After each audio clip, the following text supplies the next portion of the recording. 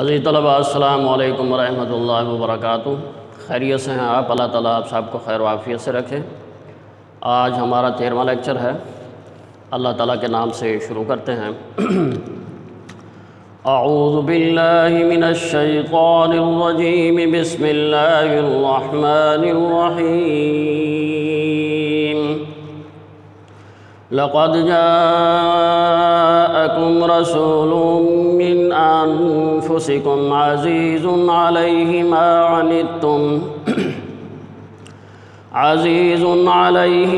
عنتم حریص علیکم بالمؤمنین رؤوف رحیم۔ فَإِن تَوَلَّوْا فَقُلْ حَسْبِيَ اللَّهُ لَا إِلَٰهَ إِلَّا هُوَ عَلَيْهِ تَوَكَّلْتُ وَهُوَ رَبُّ الْعَرْشِ الْعَظِيمِ۔ صدق اللہ العظیم۔ عزیز طلباء، آج ہم احادیث پڑھیں گے، حدیث نمبر 4، 5 اور 6۔ احادیث کا ترجمہ تشریح ہیڈنگ کے ساتھ پڑھیں گے۔ تو آپ کی بک کا پیج نمبر 50 ہے، پیج نمبر 50 نکالیے، اور حدیث نمبر 4 ہے۔ بسم اللہ الرحمن الرحیم۔ اللہ تعالیٰ کا نام لے کر آغاز کر رہے ہیں جو بڑا مہربان نہایت رحم کرنے والا ہے۔ من صلی علی مرۃ فتح اللہ لہ بابا من العافیہ۔ من جس نے صلی درود پڑھا علیہ مجھ پر، مرتن ایک بار، فتح کھول دیا، اللہ نے لہو اس کے لیے، بابن ایک دروازہ، من العافیہ عافیت کا، آرام کا، راحت کا، سکون کا۔ جس نے مجھ پر ایک مرتبہ درود بھیجا، اللہ نے اس کے لیے عافیت کا ایک دروازہ کھول دیا۔ تو عزیز طلباء، اس حدیث پاک میں نبی اکرم صلی اللہ علیہ وسلم پر ایک مرتبہ درود بھیجنے کا صلہ بیان کیا گیا ہے کہ جو شخص ایک مرتبہ آپ پر درود بھیجتا ہے، اللہ تعالیٰ اس کے لیے عافیت کا، راحت کا، آرام اور سکون کا ایک دروازہ کھول دیتے ہیں۔ تشریح: نبی کریم صلی اللہ علیہ وسلم محسن انسانیت ہے، یعنی تمام انسانوں پر احسان کرنے والے ہیں، خواہ وہ مومن ہوں، وہ کافر ہوں، وہ یہودی ہوں، وہ عیسائی ہوں، جو بھی ہوں۔ آپ تمام عالم پر، تمام انسانوں پر احسان کرنے والے ہیں، کیونکہ آپ صلی اللہ علیہ وسلم نے بنی نوع انسان کو دنیا اور آخرت میں کامیابی کا راستہ دکھایا ہے۔ تو آپ نے سب سے بڑا احسان دنیا پر یہ کیا ہے۔ پھر آپ نے اپنی زندگی اور عمل سے ہمارے لیے اسوہ حسنہ بھی پیش کیا ہے۔ آپ نے ہر کام کر کے ہمیں دکھایا ہے کہ اللہ تعالیٰ کے ہر حکم پر کس طرح عمل کرنا ہے۔ اس لیے انسان پر حضور صلی اللہ علیہ وسلم کے احسانات کا تقاضا یہ ہے کہ ہر چیز سے بڑھ کر آپ سے محبت کی جائے۔ اور آپ سے محبت کی عملی شکل کیا ہوگی؟ وہ یہ ہوگی کہ آپ صلی اللہ علیہ وسلم کی تعلیمات پر عمل کیا جائے۔ اور آپ کے ساتھ عقیدت اور محبت کا اظہار کیسے کر سکتے ہیں؟ آپ پر کثرت سے درود و سلام بھیج کر آپ سے عقیدت اور محبت کا اظہار کیا جا سکتا ہے۔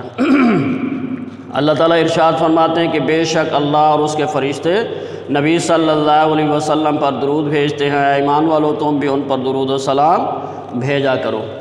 تو اللہ تعالیٰ کے اس فرمان سے یہ ظاہر ہوتا ہے کہ نبی اکرم صلی اللہ علیہ وسلم پر درود بھیجنے کی تاکید اللہ کی طرف سے بھی ہے، اور درود بھیجنے کا صلہ تو خود نبی اکرم صلی اللہ علیہ وسلم نے اس حدیث پاک میں بیان فرما دیا ہے کہ مجھ پر ایک مرتبہ درود بھیجنے کے بدلے میں اللہ تعالیٰ اس شخص کے لیے عافیت کا ایک دروازہ کھول دیتے ہیں۔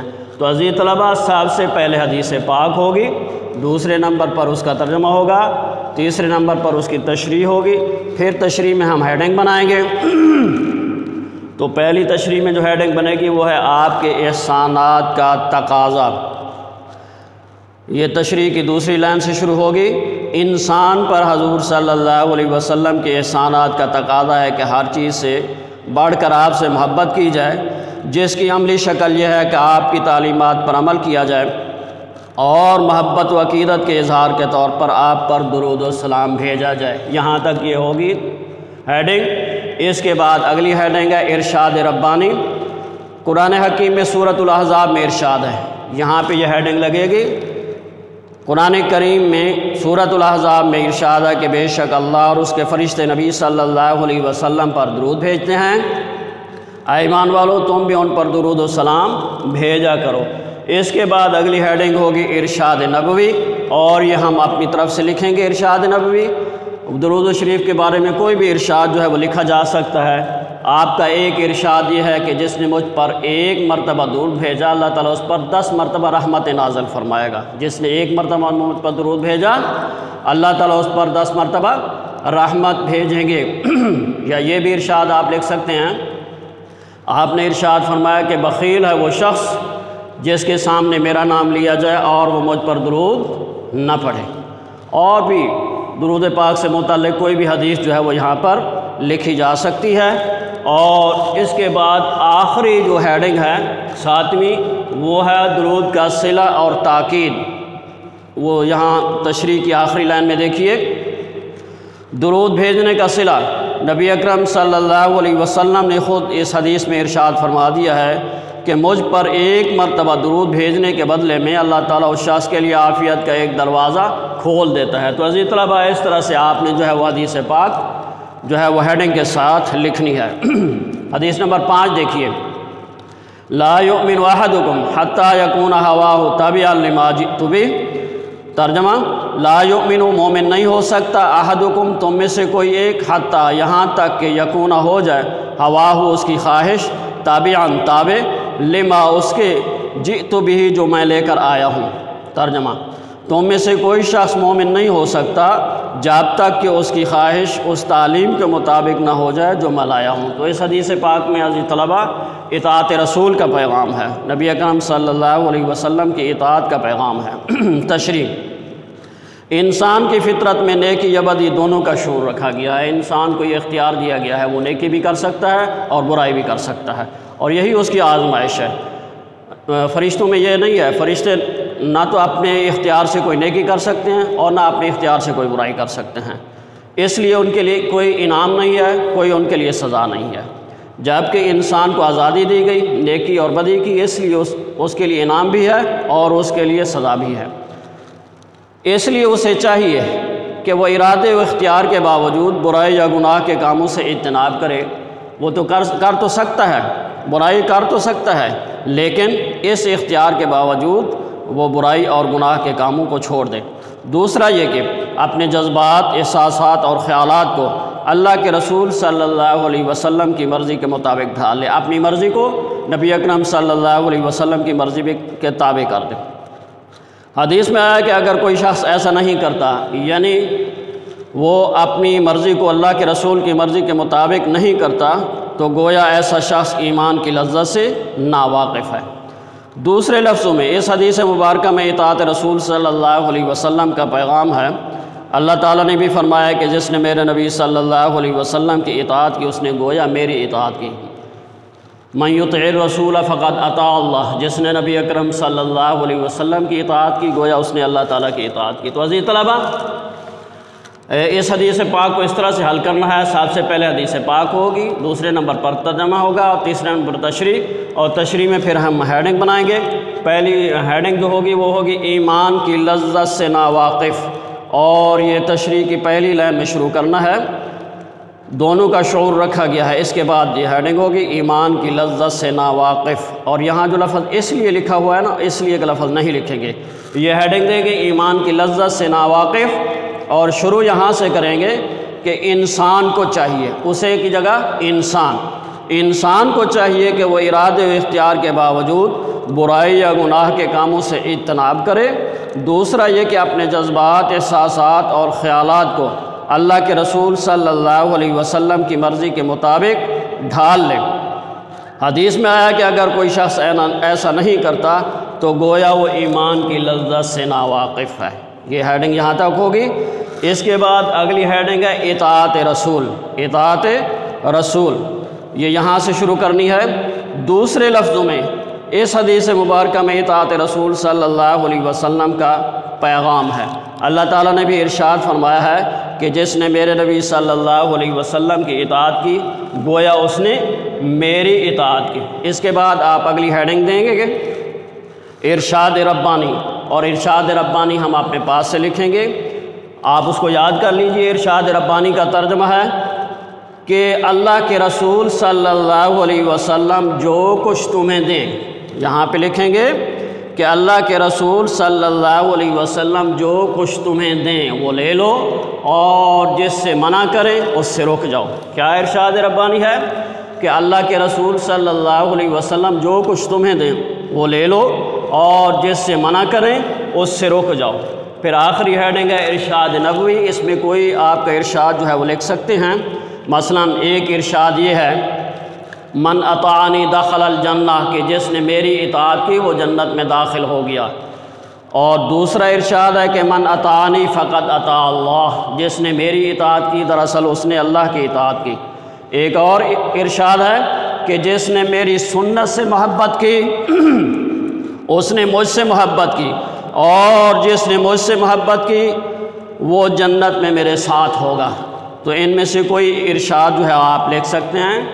دوبارہ دہرا دیتا ہوں، آپ نے ارشاد فرمایا کہ جس نے میری اطاعت کی وہ جنت میں داخل ہو گیا۔ دوسرا ارشاد ہے کہ جس نے میری اطاعت کی دراصل اس نے اللہ کی اطاعت کی، اور تیسرا ارشاد ہے کہ جس نے میری سنت سے محبت کی اس نے مجھ سے محبت کی، اور جس نے مجھ سے محبت کی وہ جنت میں میرے ساتھ ہوگا۔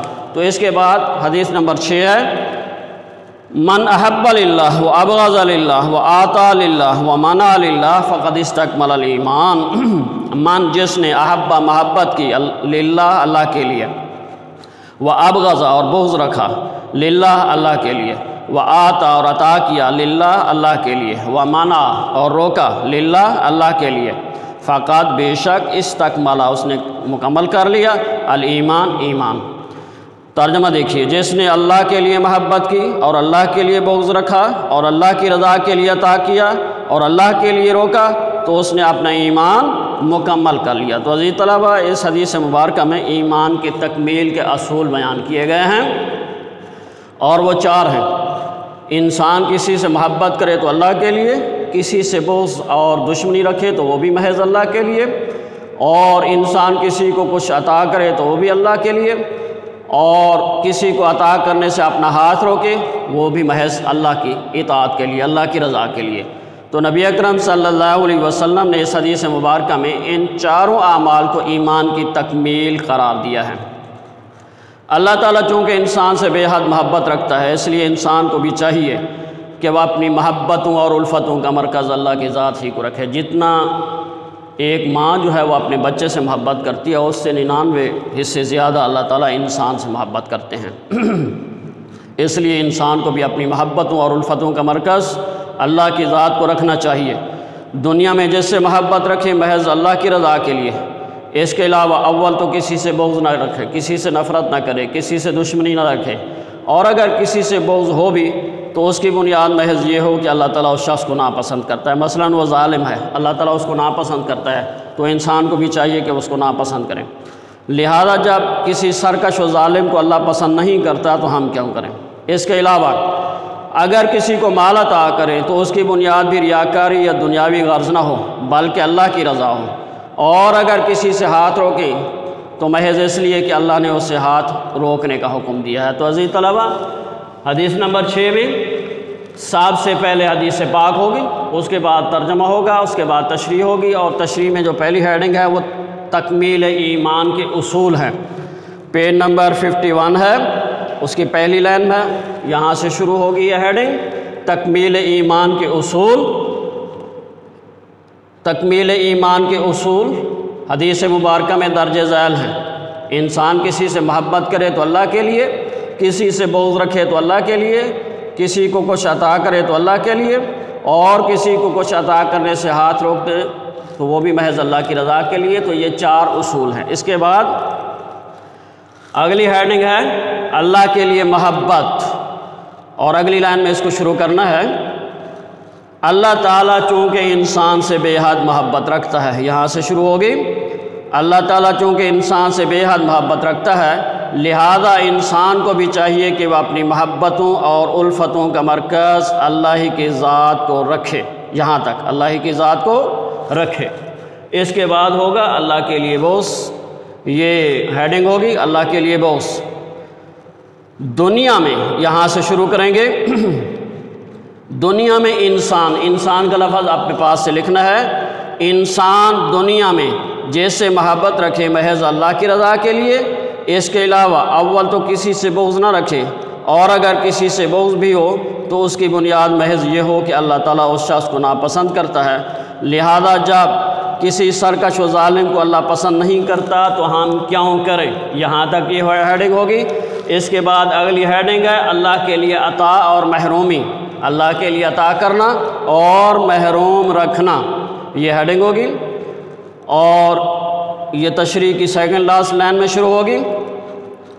اگر ہم کسی کو مال عطا کریں، ہم کا لفظ یہاں پہ لگے گا، اگر ہم کسی کو مال عطا کریں تو اس کی بنیاد بھی ریاکاری یا دنیاوی غرض نہ ہو بلکہ اللہ کی رضا ہو، اور اگر کسی سے ہاتھ روکیں تو محض اس لیے کہ اللہ تعالیٰ نے اس سے ہاتھ روکنے کا حکم دیا ہے۔ اس کے بعد پھر ارشاد ربانی ہے، اور ارشاد ربانی آپ یاد کر لیجئے۔ ارشاد ربانی ہے، اللہ تعالیٰ ارشاد فرماتے ہیں کہ ان صلاتی و نسکی و محیای و مماتی للہ رب العالمین، کہ بے شک میری نماز، میری قربانی، میری زندگی اور میری موت سب اللہ رب العالمین کے لیے ہیں، جس کا کوئی شریک نہیں ہے، اور مجھے اسی کا حکم دیا گیا ہے، اور میں سب سے پہلا فرما بردار ہوں۔ ان صلاتی و نسکی و محیای و مماتی للہ رب العالمین لا شریک لہ وبذالک امرت وانا اول المسلمین۔ یہ سورۃ الانعام کے بالکل آخر پہ ہے، جہاں سورت ختم ہو رہی ہے وہاں پہ یہ آیت مبارکہ موجود ہے۔ اس کا ترجمہ یہ ہے کہ بے شک میری نماز، میری قربانی، میری زندگی و موت سب اللہ رب العالمین کے لیے ہے، جس کا کوئی شریک نہیں ہے، اور مجھے اسی کا حکم دیا گیا ہے، اور میں سب سے پہلا فرما بردار ہوں۔